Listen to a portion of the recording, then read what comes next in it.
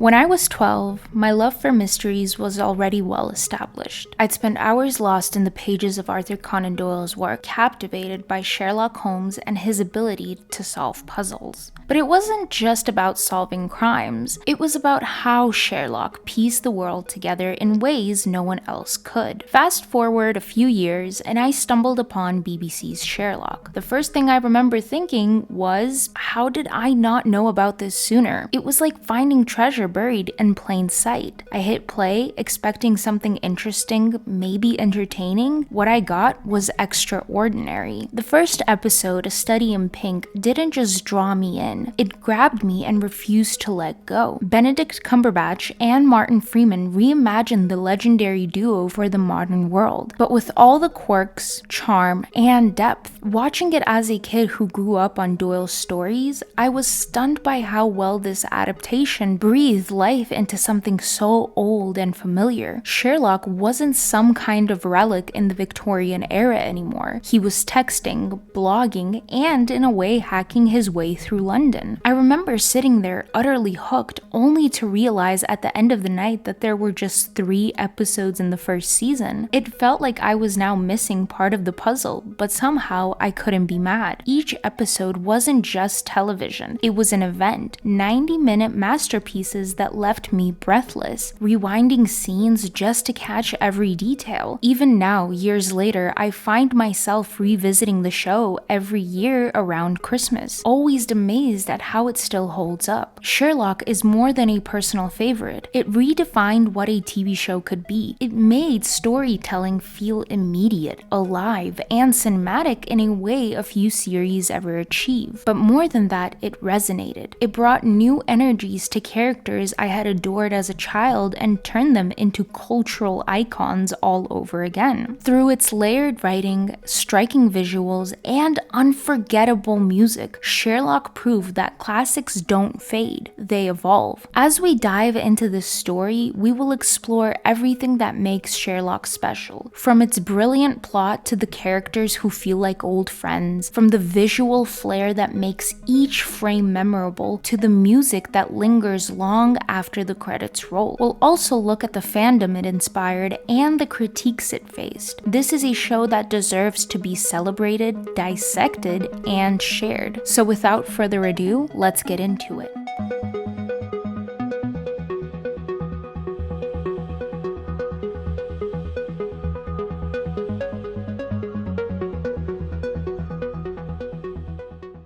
Sherlock begins with an energy that doesn't waste a second. The first episode, A Study in Pink, sets the tone for the entire series. It introduces Sherlock Holmes as a mysterious force of nature and Dr. John Watson as a grounded yet complex counterbalance. From the opening scenes, the show captures the chaos of London and the loneliness of Watson freshly returned from Afghanistan. His life feels stagnant until he meets a man who changes everything. Their introduction is quick and purposeful. Mike Stamford, a mutual friend, connects them over the shared need for a flatmate. From the moment Watson steps into 221B Baker Street, their dynamic clicks. Sherlock, the genius, and Watson, the soldier, form a partnership built on curiosity, mutual respect, and an immediate sense of trust. Within moments, they're running through the streets of London to solve their first case, a series of mysterious suicides with no obvious connection. It's here that we, the audience, first witness Sherlock's unique deductive process, a whirlwind of logic and observation. This is where the show's brilliance starts to shine. Text overlays, visual cues, and fast-paced dialogue make every deduction feel visceral and immediate. The plot of A Study in Pink serves as an appetizer for the show's potential. A seemingly impossible mystery unfolds in unexpected ways, culminating in a standoff between Sherlock and a cabbie who doubles as a contract killer. This episode does more than showcase Sherlock's mind. It reveals also his recklessness. He plays plays the killer's game, risking his life to prove a point. Watson's choice to shoot the cabbie and save Sherlock only strengthens their bond. It's a moment of trust and loyalty that defines their relationship throughout the series. As the first season progresses, the cases grow more intricate. The blind banker delves into international intrigue, introducing a Chinese criminal syndicate called the Black Lotus. Watson, trying to balance a normal life with the chaos of Sherlock's, finds himself swept into another web of danger. This episode expands the scope of the show, taking the duo beyond London's familiar streets and into a world of secrets and codes. The season finale, The Great Game, turns the stakes up to 11. Each puzzle Sherlock solves is a stepping stone leading to the ultimate trap, one designed to test not just his intellect, but his moral boundaries. When Sherlock finally confronts the mastermind behind all the cases in season 1, Jim Moriarty, at an eerily quiet swimming pool, the villain doesn't disappoint. Oh yes, Andrew Scott's Moriarty radiates an unnerving mix of whimsy and malice, effortlessly shifting from playful taunts to cold threats. The situation escalates when Watson, strapped with explosives, becomes a hostage in Moriarty's game. The standoff is agonizing. Sherlock points his gun at the explosives, Watson stands frozen yet resolute, and Moriarty seems thrilled by the chaos he's created. However, in true Sherlock fashion, the cliffhanger delivers a moment that feels like a checkmate. Of course, Sherlock and Watson survive, and unfortunately Moriarty too. The episode fades out, leaving the audience desperate to learn how Sherlock outmaneuvers Moriarty's trap. It's a brilliant end to the season and sets the stage for their ongoing battle. Season 2 of Sherlock opens up with a scandal in Belgravia, an episode that masterfully intertwines intellect, emotion, and intrigue. Enter Irene Adler, the woman, a dominatrix and self-proclaimed puzzle for the brilliant detective. Played with a razor-sharp wit and elegance by Laura Pulver, Adler is far from a traditional client. She's a master manipulator who thrives on power, and her allure is rooted as much in her intellect as in her ability to control every room she enters. The story begins with a government matter. Adler possesses compromising photos of a royal client on her phone. Sherlock is tasked with retrieving the device, but it's quickly clear that Adler is no mere adversary. She matches Sherlock deduction for deduction, turning their interactions into a game of wits layered with tension and unspoken admiration. The episode deepens Sherlock's character in unexpected ways. When Adler meets him wearing nothing but confidence, she disrupts his calculated rhythm, catching him off guard in a way no other character has. This is a Sherlock who doesn't deal in emotions, yet Adler's unpredictability forces him to confront his own limits. Her ultimate downfall, trusting Sherlock's intellect over her own heart, leads to a breathtaking climax involving codes, clever misdirection, and a rare glimpse of Sherlock's protective streak. The resolution leaves Adler alive but defeated, her power diminished, but not her mystique. Their final interaction carries a sense of vagueness, leaving the nature of their relationship open to interpretation. Then comes The Hounds of Baskerville, a reimagining of one of Doyle's most famous tales. Here, Sherlock confronts fear, not through a tangible enemy, but in the form of his own doubts. The story takes Sherlock and Watson to Dartmoor, a military base housing a top-secret government research facility. The case involves a man haunted by a childhood memory of a monstrous hound that killed his father, a memory which was rekindled by a recent sighting, because it strips Sherlock of his usual control. The supposedly mythical hound rattles him, forcing him to question the reliability of his senses for the first time. Watson, who usually leans on Sherlock for stability, becomes his emotional anchor. Their dynamic shifts under the weight of this psychological psychological horror, with tension simmering as Watson expresses frustration with Sherlock's aloofness. The mystery eventually unravels as a clever combination of hallucinogens, human malice, and a good old government experiment. But the journey there is where the episode truly shines. The eerie setting, haunting visuals, and exploration of fear push both characters to their limits, reminding us that Sherlock isn't immune to doubt. Finally, the Reichenbach Fall closes the season with a crescendo of suspense and heartbreak. Moriarty is back,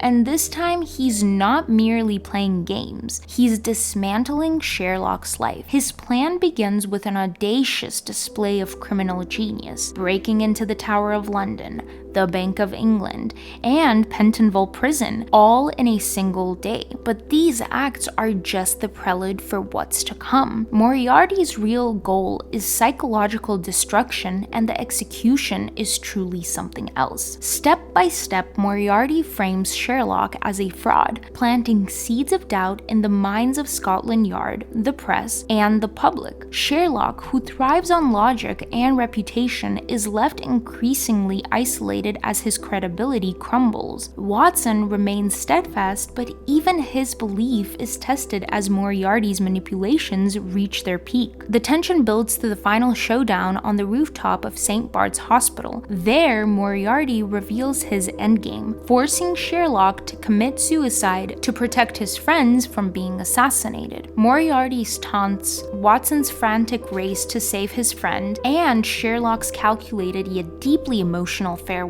converge in a moment that leaves us breathless. When Moriarty shocks even Sherlock by killing himself to ensure there's no escape, the stakes reach an unbearable height. Sherlock, now cornered, fakes his death in an elaborate plan to protect those he cares about. Watson's grief as he stands by Sherlock's grave is devastating, heartbreaking, a rare moment of raw vulnerability. As the camera pans out, we see Sherlock sitting in between trees. Of course, we knew that once again, Sherlock couldn't have done this, and it has left us questioning how Sherlock will return and what his survival will mean for the world he's left behind. Season 3 begins with the empty hearse, answering the question that haunted fans for 2 years. How did Sherlock Holmes survive his death at the end of Season 2? The episode opens with a whirlwind of explanations, each more outlandish than the last. Was it a carefully choreographed stunt with bungee cords, a secret team of accomplices, or perhaps a bizarre romance with Moriarty as an inside joke? The truth, when finally revealed, is a blend of preparation, timing, and Sherlock's uncanny ability to manipulate a situation to his advantage. The actual escape unfolds as Sherlock, standing on the ledge of St. Bart's Hospital, jumps straight into an inflatable crash mat concealed by strategically placed props and accomplices. With the aid of his brother Mycroft, a network of operatives, and a well-orchestrated sequence of distractions, Sherlock ensures that his faked death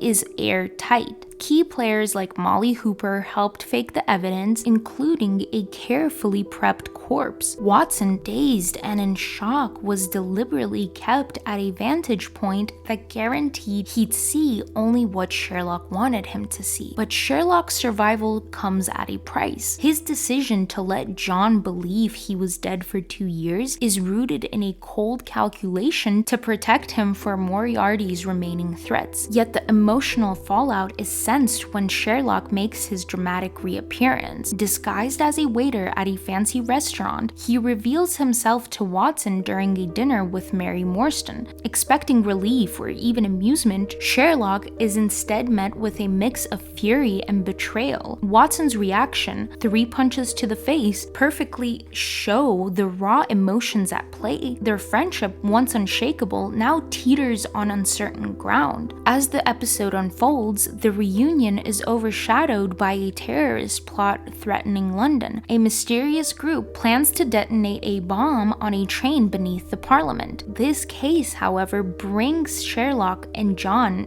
back together, though the tension between them remains unresolved. The Sign of 3 is an unconventional yet deeply engaging episode set against the backdrop of John's and Mary's wedding. The narrative unfolds through Sherlock's best man speech, a sort of chaotic recounting of past cases, humorous anecdotes, and, as much as Sherlock could, heartfelt moments. Sherlock's discomfort with the social norms is on full display, making his earnest attempts to connect with the wedding guests all the more endearing. The episode intertwines multiple timelines and cases, including the peculiar tale of the Mayfly Man, a figure who romances women using fake identities. As Sherlock delivers his speech, he begins to piece together clues from different events, realizing that an attempted murder is unfolding at the wedding. The victim is Major Sholto, a former military officer and a friend of Watson's who has become a target for revenge. In a tense and thrilling sequence, Sherlock deduces the method and prevents the attack, solidifying his role in Watson's life even as he acknowledges the changing dynamics of their relationship. The season concludes with his last vow, a dark and intense exploration of trust and morality. The episode introduces Charles Magnuson, an antagonist portrayed by Lars Mikkelsen. Magnuson, a professional blackmailer using information as his weapon and exploiting the secrets of the powerful to maintain control. His presence looms over the narrative, his every action calculated to unnerve both the characters and the audience. As Sherlock and Watson delve into Magnuson's operation, they uncovered buried truths about Mary. Mary's calm exterior hides a dangerous past. She is a former assassin, her real name and history buried under layers of deception. This revelation shatters Watson's world, forcing him to reconcile the woman he loves with the stranger she once was. The conflict comes to a head at Magnuson's house, Appledore, where he stores the secrets he uses for blackmail. In a moment of desperation, Sherlock takes drastic action, killing Magnuson to protect Watson and Mary. The decision is morally ambiguous, a stark departure from Sherlock's usual reliance on intellect and deduction. This act leaves Sherlock vulnerable, facing exile to avoid the fallout of his crime. The episode ends, of course, with yet another shocking twist. As Sherlock prepares to leave, a broadcast interrupts his farewell. Moriarty's face appears on every screen, accompanied by the chilling message, "Did you miss me?" And now we approach our final season. Now, season 4 opens with the Six Thatchers. This episode centers on Mary's past, bringing her former life as an assassin into sharper focus. When someone from her old team resurfaces, threatening her newfound stability, the stakes quickly escalate. The mystery involving a series of shattered Margaret Thatcher busts lead to a confrontation that costs Mary her life. Her death, a heart-wrenching moment, yet again reshapes the dynamics between Sherlock and John. Watson, consumed by the grief and guilt, blames Sherlock, fracturing their bond in a way that feels nearly irreparable. The lying detective shifts the focus to Sherlock's struggle with addiction and self-destruction. Strung out on drugs, Sherlock spirals into chaos, yet his sharp mind remains intact. The case introduces Culverton Smith, a wealthy philanthropist with a sinister secret. Smith is a serial killer who hides in plain sight, his public persona shielding him from scrutiny. The episode is as much about Sherlock's inner demons as it is about solving the mystery. Watson's anger looms large, but Mary's video message recorded before her passing urges him to forgive Sherlock, and this is the turning point. The episode's climax is both cathartic and chilling, as Sherlock risks everything to expose Smith while also rekindling his partnership with Watson in the process. The season, and arguably the series, reaches its peak of emotional and narrative complexity with the final problem. This episode reveals the existence of Euros Holmes, also known as the East Wind, Sherlock's and Mycroft's highly dangerous sister. Locked away in a high-security facility since childhood, Euros has manipulated events from the shadows. Her intellect,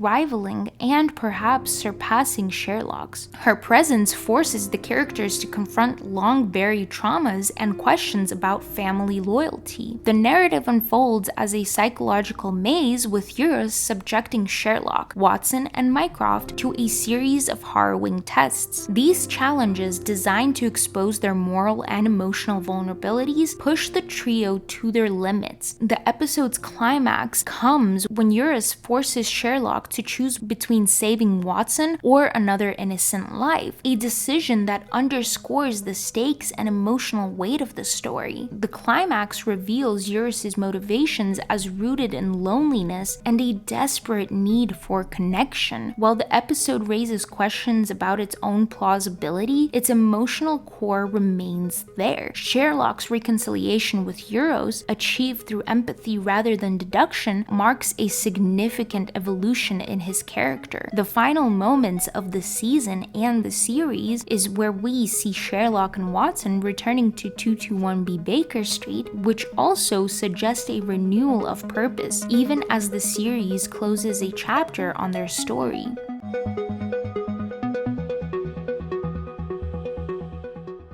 Now, after that brief recap, when talking about Sherlock, it's impossible not to be fascinated at how the series uses its visuals and sounds to create a truly immersive experience. This isn't just a show you watch, it's one you feel drawn into, as if you're right there in the thick of it with Sherlock and John. The creators didn't just adapt Arthur Conan Doyle's stories, they reimagined them for a world where technology, pace, and even aesthetics have all transformed how we process stories. It's this perfect blend of old and new that makes Sherlock a modern masterpiece, not just in storytelling, but in how it looks and sounds. Let's start with the text overlays, the element that's probably the most instantly recognizable. Instead of awkwardly showing the phone screens or forcing us to squint at tiny texts, Sherlock takes the information and brings it right into the scene. Text messages, deductions, or vital clues appear in clean and crisp sans serif fonts that float within the frame, seamlessly integrated into the action. It feels natural. Whether Sherlock is deducing the identity of a stranger or Watson is sending a quick text, the information becomes part of the environment. It's not just text, it's part of the story. The fonts even change based on the tone, sleek and modern for texts, while Sherlock's deductions usually a typeface reminiscent of the London Underground, tying it all to the show's location and themes. Then there's Sherlock's Mind Palace, a concept that's pure genius in both idea and execution. It's one thing to know the character is mentally sorting through memories, clues, and connections, but Sherlock makes you feel it, makes you live it. When he retreats into his mind palace, the visual transitions often blur the line between reality and imagination. Time slows. Elements of the scene bend and shift. You're transported into Sherlock's mind, seeing the world through his logic-driven, hyper-focused perspective. The text overlays play a huge role here, mapping out his thoughts like a flowchart as the camera zooms, pans, and twists through the mental landscape. It's not just a flashy trick, it's a way to let us understand the sheer brilliance and chaos of his thought process. 1 second he's recalling a random fact about cigar ash, and the next he's connecting it to a suspect's alibi. The cinematography itself is yet another standout. There's this bold use of lighting, side lighting, backlighting, even overexposure that creates tension and drama in every frame. Against the conventional TV photography, Sherlock often allows parts of the frame to feel burnt or overlit, like in scenes where Sherlock is deep in thought, standing against a blazing window. It adds an otherworldly quality to his deduction. Lens blur further enhances this effect, pulling focus to the tiniest details, an object in the foreground, a clue hidden in plain sight, while the rest of the frame melts into soft shapes. It's a reminder that Sherlock's world is always about the details, even if the rest fades into the background. Now, the use of transitions is just as striking. There's something so satisfying about how seamlessly one scene flows into the next, often through creative tricks like pass-by transitions, where a character or object moves through the frame and takes you to the next moment. It keeps the pacing snappy, avoiding the jarring cuts that disrupt immersion. Sometimes transitions even tie into the storytelling, like the camera moving across a crime scene and transitioning to Sherlock reconstructing it in his mind. It's as if the show itself is as analytical as its protagonist. Now, one of my favorite techniques used in this series is the tilt shift effect, often used in aerial shots of London. It makes the city appear smaller, as if the world itself is a chessboard for Sherlock to solve. It's subtle but reinforces the idea that his intellect reduces the seemingly vast and complex into something manageable. And let's not forget the car scenes. Instead of the usual interior shots, the camera often frames the characters from outside the car, creating a sense of distance and mystery. It's almost as if we're kind of eavesdropping, further adding to the show's whole aesthetic. Now, the sound design is equally impressive. The series knows when to lean into silence. None of the others did. Clearly. Well, this has been very interesting. When to amplify tension with subtle audio cues. I know you're an army doctor and you've been invalided home from Afghanistan. I know you've got a brother who's worried about you, but you won't go to him for help because you don't approve of him, possibly because he's an alcoholic. And when to let the music swell.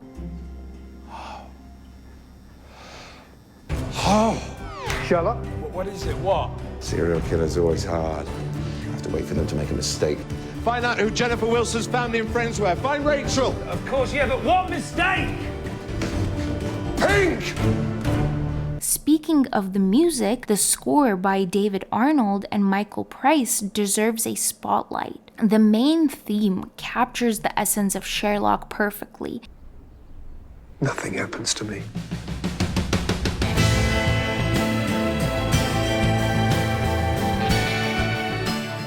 It's sharp, it's dynamic, and just a little unpredictable. The music mirrors Sherlock himself, shifting from playful to intense, often within the same track. Every note feels deliberate, whether it's underscoring a moment of revelation or heightening the emotional weight of a confrontation. For instance, even the violin, a classical nod to the original Holmes, appears in the series a lot, be it in the soundtrack, be it in the background, or Sherlock playing.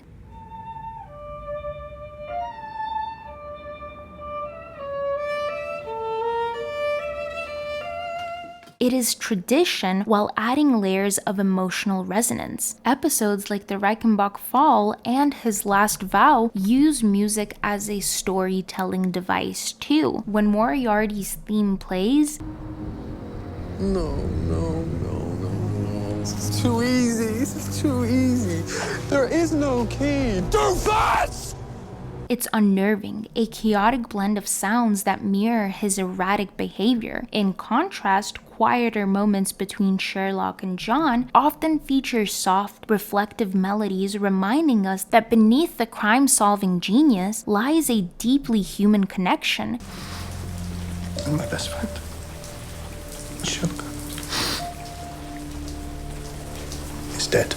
Even silence plays a role. During moments of high tension, the the absence of sound becomes its own form of music, pulling you to the edge of your seat. Another aspect worth mentioning is the show's use of technology. The show uses it not as a gimmick, but as a natural extension of the world. Smartphones and laptops are omnipresent, yet they never feel forced or out of place. Instead, they're tools Sherlock manipulates with ease, much like his Victorian counterpart would use letters and telegrams. A mobile phone might reveal a clue, but it doesn't do the work for him. Technology, in a way, aids realism without overshadowing the human element. In every way, Sherlock elevates visual storytelling. The lighting, the transitions, the text overlays, the soundscape all work together to pull you deeper into the narrative. It's not just about solving crimes, it's about how those stories are told. Watching Sherlock is in a way like stepping into a world that's familiar yet entirely unique, where every frame, every sound, and every choice feels purposeful. And that is what I think is yet another aspect of what makes this show unforgettable.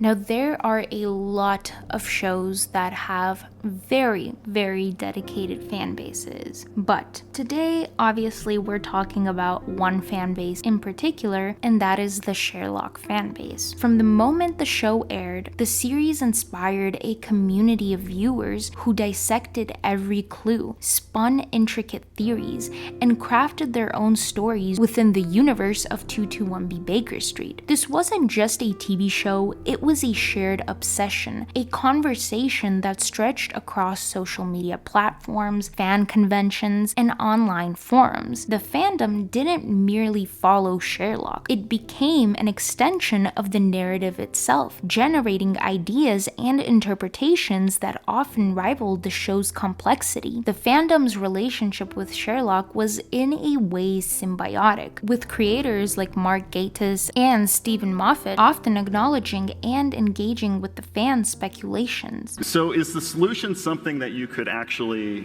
figure out from watching what's already aired? Or yes, what's keeping you all, for God's sake? The important thing to remember is there really are only a few ways you can fall off a roof and survive.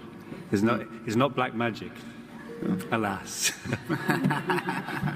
Nowhere was this interplay more evident than in the aftermath of the Reichenbach Fall. The mystery of Sherlock's apparent death, followed by his unexpected survival, created a frenzy of speculation that cemented the show's status as a cultural phenomenon. The question of how he survived consumed the fandom. Fans went over and over freeze frames, analyzed dialogues, and developed intricate explanations. One of the most fascinating theories centered on the idea that the entire episode was a red herring. Fans speculated that while everyone fixated on how Sherlock faked his death, the real mystery was how Sherlock manipulated Moriarty into killing himself. The theory suggested that Sherlock subtly poisoned Moriarty with a radioactive substance during their tea meeting, convincing Moriarty that he was dying. The glowing eyes in the rooftop scene, fans argued, were a deliberate psychological tactic inspired by experiments in the Hounds of Baskerville. The twist, they claimed, was the true brilliance of Sherlock's plan. Another fan theory delved into the logistics of the fall itself. It proposed that the garbage truck parked near the building was key. Sherlock supposedly jumped onto a hidden safety net, which was quickly removed by accomplices disguised as bystanders. The cyclist who knocked John down was a deliberate distraction to allow time for the scene to be set. This theory, which is rooted in the freeze frame analysis of the episode, demonstrated the fandom's dedication to solving Sherlock's mysteries. The show itself nodded to these theories in the season 3 premiere, The Empty Hearse. Anderson, a former sort of antagonist turned conspiracy theorist, leads a group called the Empty Hearse Club, blog dedicated to solving Sherlock's survival. The episode humorously presents several elaborate theories, including one involving a bungee cord and another that veers into romantic fanfiction territory. By satirizing its fandom, Sherlock acknowledged the impact of its cliffhanger while keeping the true solution ambiguous. The Empty Hearse Club became a meta-reflection of the Sherlock fandom. Anderson's transformation from skeptic to obsessive fan mirrored the real-life shift of viewers who initially dismissed the show but later became deeply invested. The club members' wild theories and debates echoed the countless Reddit threads, Tumblr posts, and YouTube analysis dissecting every frame of the third episode in season 2. This fictional fan club highlighted the thin line between admiration and obsession. Anderson's descent into conspiracy theories and his eventual breakdown symbolized how Sherlock blurred reality and fiction for its fans. It also celebrated the joy of speculation, showing how the series united viewers in their shared obsession. Beyond theories, however, Sherlock inspired an explosion of fan fiction and art. Platforms like Archive of Our Own or AO3 became home to countless stories reimagining the dynamic between Sherlock and John. Popular works like Performance in a Leading Role by Mad Lori placed the characters in alternate realities, while The Progress of Sherlock Holmes by Ivy Blossom explored their emotional depths. These stories didn't just reinterpret the show, they expanded its universe, allowing fans to explore relationships and scenarios that the series only hinted at. The Johnlock phenomena, a romantic pairing of Sherlock and John, became a cornerstone of Sherlock fanfiction. While the show teased this dynamic through humor and subtext, fans took it further, crafting intricate narratives that delved into love, loyalty, and vulnerability. These works reflected the deep connection fans felt with the characters and their relationships. Visual art and cosplay were also equally prominent. Fans created illustrations of iconic moments, from Sherlock's violin playing to his dramatic rooftop leap. Cosplayers brought the show to life at conventions, donning Sherlock's signature coat or John's casual military-inspired wardrobe. This creativity underscored how Sherlock resonated on a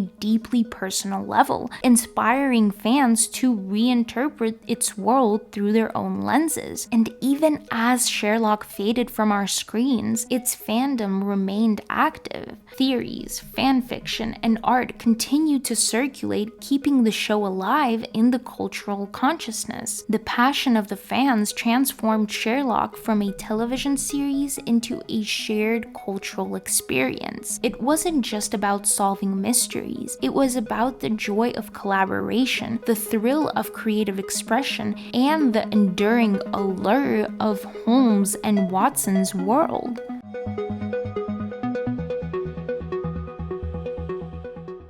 Now, every piece of art invites scrutiny, and Sherlock was no exception. While it was a landmark series that revolutionized the detective genre for a modern audience, it also faced its share of criticism and controversies. From its storytelling choices to the creator-fan relationship, Sherlock sparked debates that remain unresolved even today. One of the most significant criticisms aimed at Sherlock was its increasing reliance on spectacle over substance. While the early seasons balanced character-driven stories with intricate mysteries, later episodes leaned heavily on elaborate twists and visual flourishes. The shift was evident in episodes like The Final Problem, where the focus moved from grounded detective work to almost theatrical melodrama. Now, the introduction of Euros Holmes, Sherlock's secret sister, in the 4th season drew mixed reactions.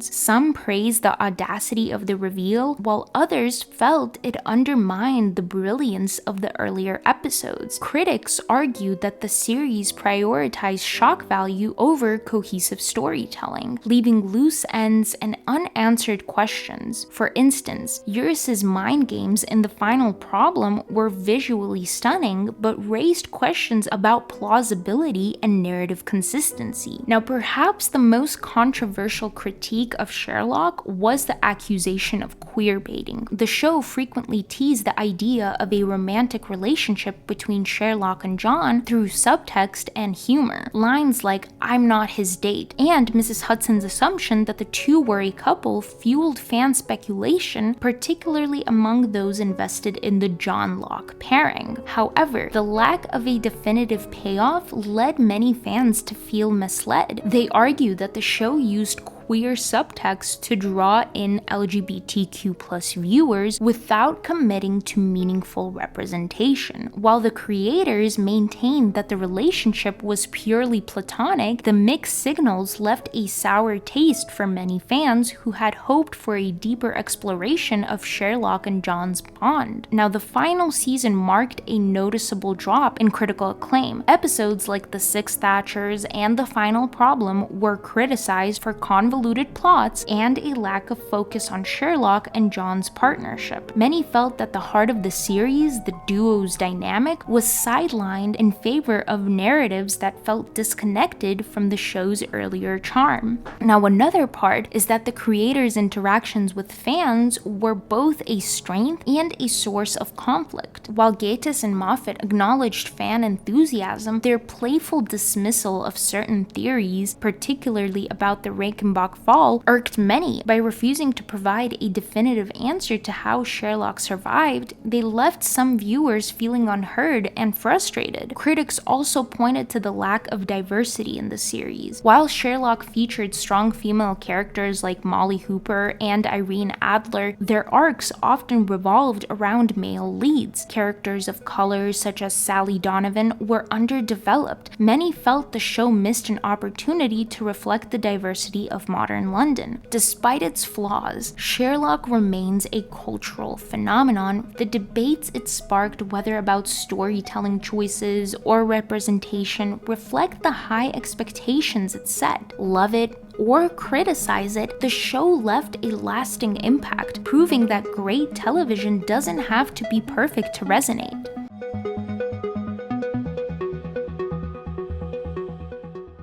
As we approach the end of this video, Sherlock isn't just a show, it's an experience. It challenges you, frustrates you, and keeps you coming back for more. From the layered mysteries to the sharp character dynamics, it has a way of staying with you long after the credits roll. Sure, it had its stumbles, but maybe that's what made it real. A bold experiment that dared to reimagine a classic and let us question every step of the way. What makes Sherlock truly unforgettable isn't just the cases or the deductions, it's how it pulls you into the world, asking you to piece it all together. It's a story that doesn't give you all the answers, and that's what makes it so satisfying. Let me know your favorite moments, or maybe why you didn't even enjoy this show, in the comments down below. Is Sherlock a masterpiece, a flawed gem, or something else entirely? I want to thank everyone who took the time of day to watch or listen to this video. If you enjoy this type of content, please be sure to like and subscribe. And until next time, my friends, keep thinking, keep questioning, and keep watching. The game, as always, is afoot.